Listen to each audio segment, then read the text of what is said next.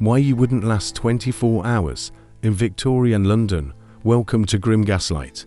If you are fascinated by the shadows of history and the stories they tried to bury, make sure to subscribe and click the bell for weekly documentaries.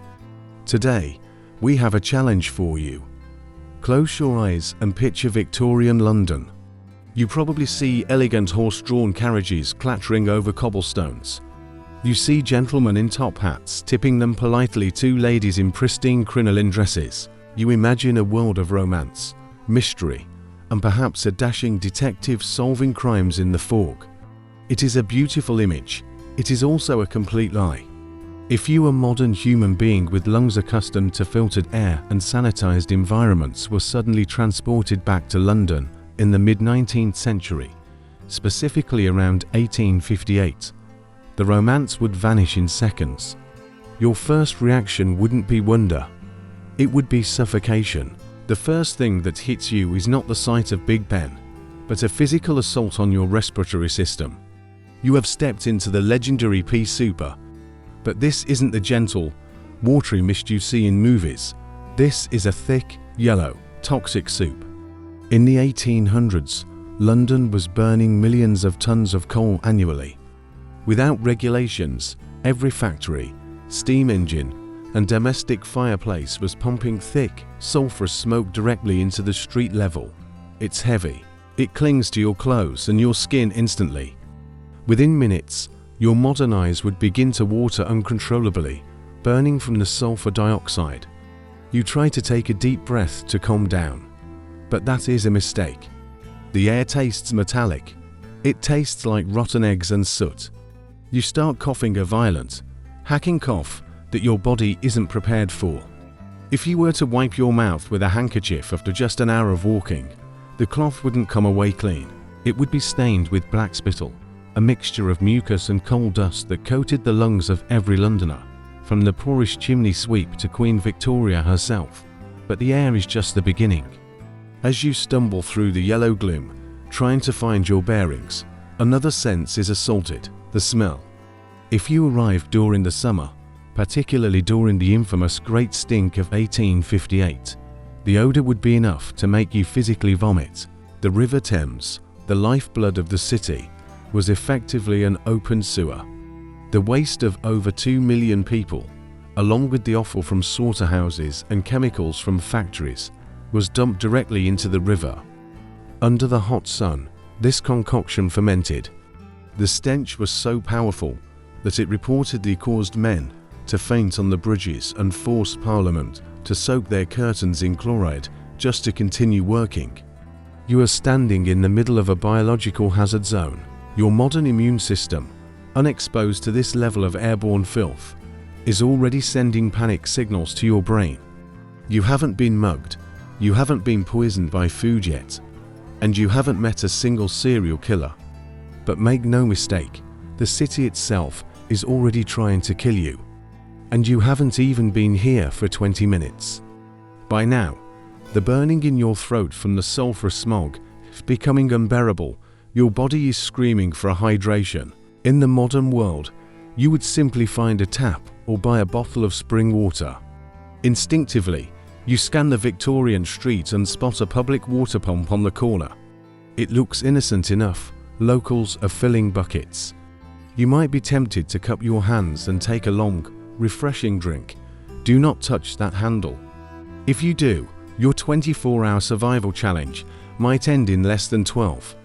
In the mid-19th century, London did not have a sanitation system as we know it. Most houses had cesspools, deep pits in the basement filled with human waste. But London was old, and the brickwork was crumbling. These cesspools leaked, seeping their contents directly into the soil and, inevitably, into the groundwater that fed the public pumps. Worse still, the private water companies that supplied the city were often pumping their supply directly from the River Thames. Yes, the same river we just established was a floating graveyard of animal carcasses and industrial sludge. There was no filtration, there was no chlorine. When you drank a glass of London water, you were drinking a microscopic zoo. The apex predator in this glass of water was Vibrio cholerae. You know it as cholera, but the Victorians called it the Blue Death. It is a horrific way to die. If your modern immune system were exposed to Victorian cholera, the reaction would be swift and violent. Within hours of that first sip, you would be struck by stomach cramps, so agonizing they would leave you curled in the fetal position on the cobblestones. Then comes the fluid loss. Cholera kills through rapid, extreme dehydration. Patients would lose liters of fluid in minutes. Your blood would thicken, becoming like tar in your veins, struggling to circulate. Your skin would lose its elasticity and turn a terrifying shade of blue-grey, hence the name. Your eyes would sink deep into their sockets. You would be fully conscious, watching your own body shrivel and shut down, literally drying out from the inside while drowning in your own fluids. This wasn't a rare occurrence. In the Soho outbreak of 1854, over 600 people died in a single neighborhood in just a few weeks. They were all drinking from one specific source, the Broad Street pump. It took the brilliant mind of Dr. John Snow to map the deaths and realize the water was the culprit, famously removing the handle from the pump to stop the slaughter. But you, the time traveler, don't have Dr. Snow with you. You are alone, and you are thirsty. So, if you can't drink the water, what can you drink? You look around and see a child, no older than 5, drinking from a tankard. Is it juice? No.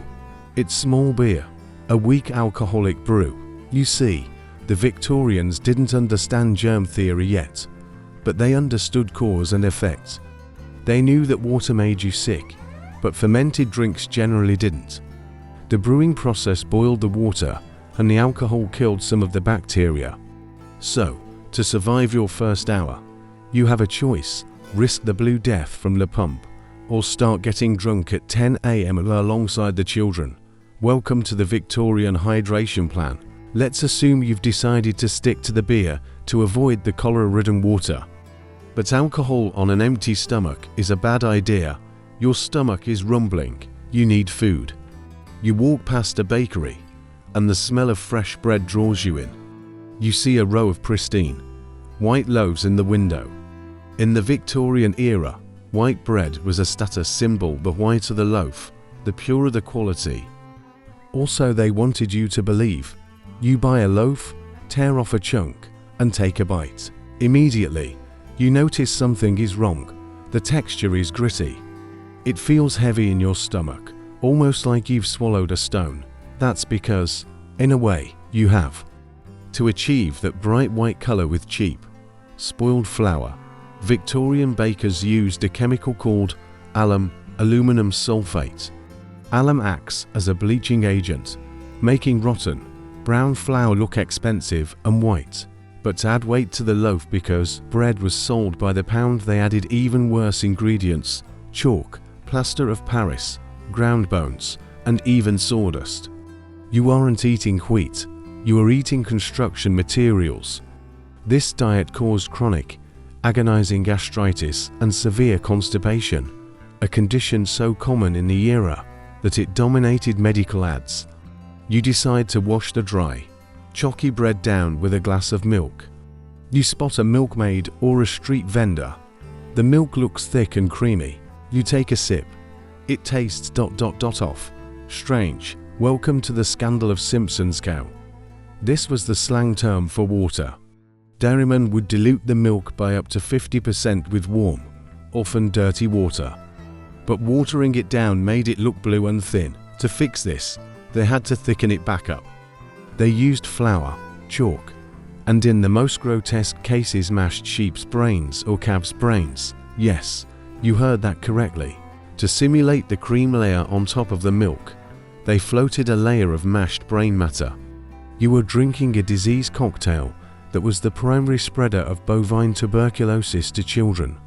Still hungry? Perhaps something sweet to take the taste of brains and chalk out of your mouth. You spot a jar of bright green pickles or vibrant red hard candies. They look beautiful, glowing in the gaslight. Do not eat them. In the Victorian era, food coloring was not derived from berries or beetles. It was chemistry. To get that vibrant green color in pickles or fake tea leaves, they used copper sulfate or copper arsenite, Scheele's green. To get a bright red cheese rind or candy, they used red lead or vermilion mercury sulfide. That innocent-looking peppermint drop, and essentially a painted bullet. One water might just make you vomit. A handful could shut down your kidneys. So, here is your situation.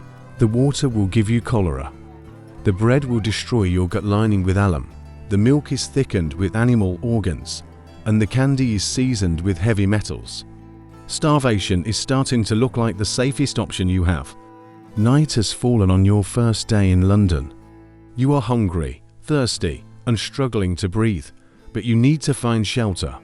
You decide to navigate toward a hotel or a boarding house. But London in the 19th century is not a city designed for navigation. It is a trap designed for disorientation.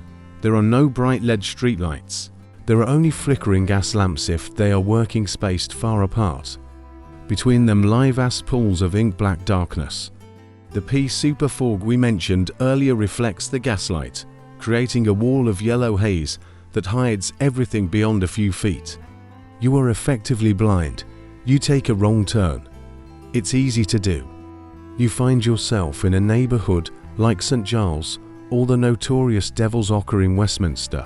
These are the rookeries of slum districts, so densely packed and structurally chaotic that they function like human termite mounds. Here, the streets aren't just roads. They are a labyrinth of dead ends, tunnels connecting basements, and alleyways so narrow you have to turn sideways to pass. In these shadows, you are not the hunter, you are the prey. You might be expecting a knife in the dark, but the Victorians feared something much more specific: garroting.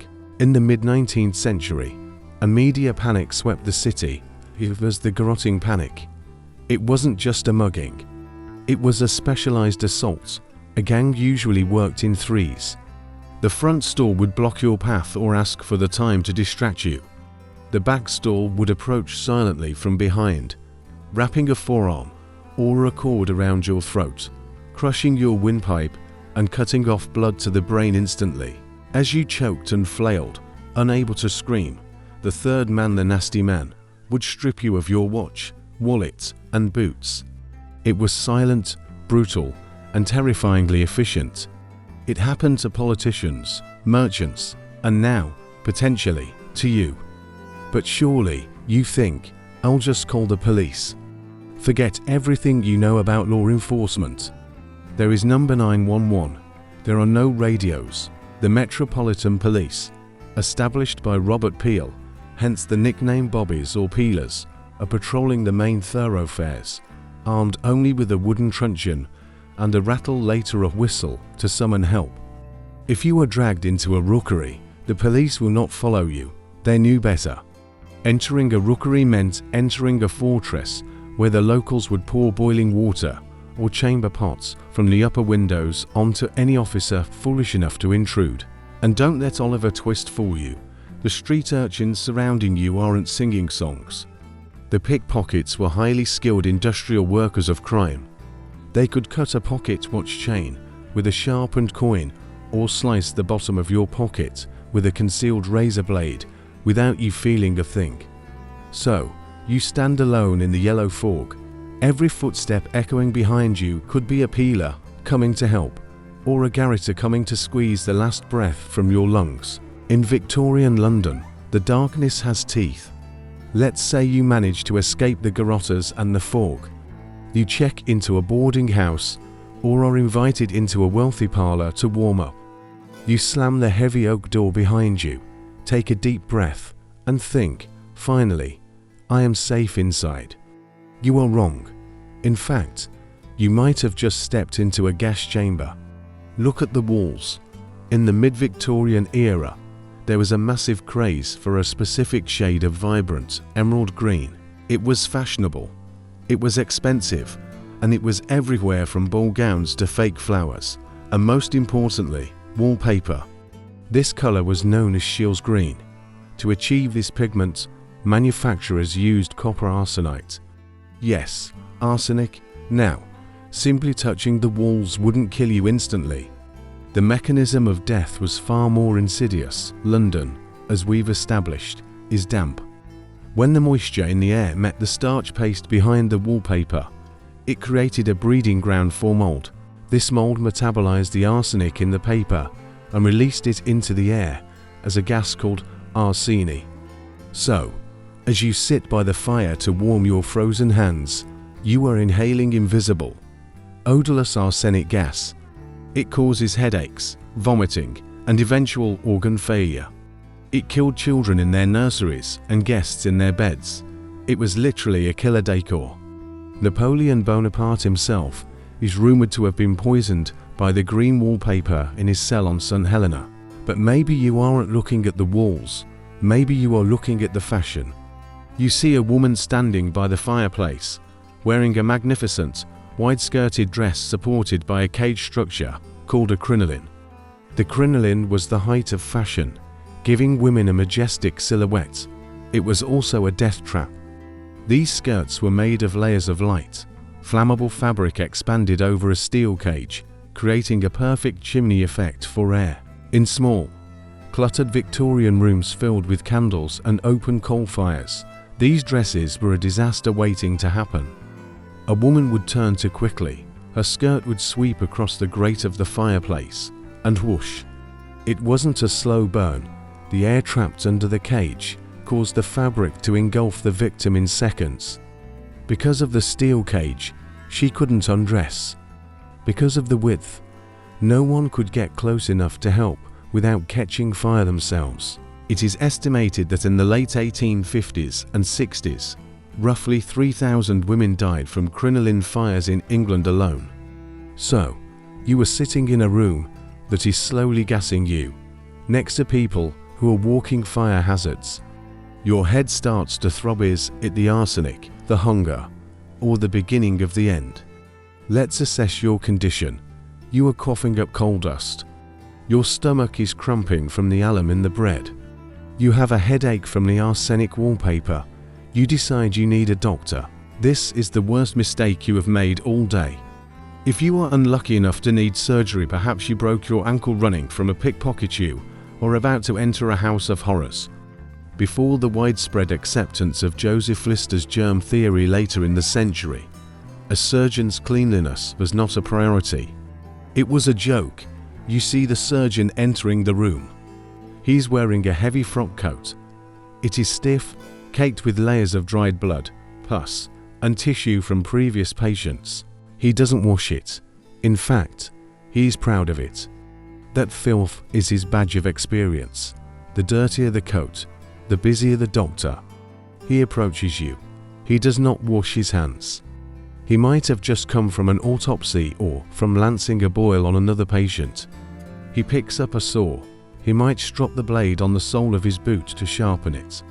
If he drops a tool on the floor, he simply picks it up and continues. If you survive the shock of the surgery, which, until the mid-century, was performed without anesthesia, you face the inevitable infection. The Victorians even had a term for it, laudable pus.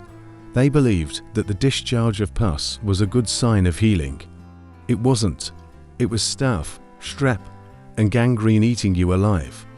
But maybe you don't need surgery. Maybe you just need medicine for your nerves or your cough. The doctor hands you a small, dark bottle. The label says laudanum. Laudanum was the Victorian aspirin. It was the universal cure-all found in every household, rich or poor. It was a potent mixture of 10% powdered opium and 90% alcohol. It was cheaper than gin and more readily available. Do you have a toothache? Laudanum. Menstrual cramps? Laudanum. Is the baby crying too much? Give him Godfrey's cordial or Mrs. Winslow's soothing syrup. Versions of laudanum specifically marketed for infants. Tragically, many mothers accidentally overdose their own children, silencing them forever in what was known as the quietness. You take a sip to dull the pain of your day. The room starts to spin. The pain fades, replaced by a warm, heavy numbness. Your breathing slows down, your heart rate drops. You are now slipping into a narcotic haze, your immune system fighting a losing battle against the surgeon's dirty knife, while the opium suppresses your body's will to survive. The medicine chest wasn't a lifeline. It was the final nail in your coffin. The sun attempts to rise over the Thames, but you can barely see it through the yellow haze. Your 24-hour challenge is officially over. Let's look at the scorecard. If the cholera from the water didn't dehydrate you to death, the alum in the bread has destroyed your digestion. If you managed to avoid the garrotes in the alleyway, you were slowly poisoned by the very walls of the room you slept in. Your lungs are coated in a layer of industrial soot, your blood is laced with heavy metals from your candy, and your mind is foggy from the opium you took to cure the pain. The verdict is harsh but simple: you are dead, or, at the very least, you are dying. The romanticized Victorian London of movies and novels, the world of polite society, crisp snow, and dashing romance was a thin veneer painted over a reality of brutal survival. We often look back at our ancestors with a sense of superiority, judging their hygiene or their strange beliefs. But the truth is, if we were dropped into their world, we are the ones who would be the fragile weaklings. The Victorians didn't just survive this toxic landscape. They built the modern world in the middle of it. They engineered bridges, wrote masterpieces of literature, and mapped the globe, all while breathing poison and drinking disease. They possessed a biological resilience that we have traded for comfort and longevity. So, the next time you pour a glass of crystal clear water from your tap, or turn on an electric light that doesn't explode, or take an antibiotic that actually works, take a moment to be grateful. You are living in a paradise that they could only dream of. You have survived the tour, but there are thousands of other dark stories hiding in the shadows of history waiting to be uncovered. If you enjoyed this descent into the macabre, hit the like button, it helps us keep the gas lamps burning. And tell us in the comments below, which of these Victorian horrors would have killed you first? The arsenic wallpaper, the dirty surgeon, or the sheep brain milk? Don't forget to subscribe and ring the bell for your weekly dose of history's darkest secrets. Until next time, step into the gaslight.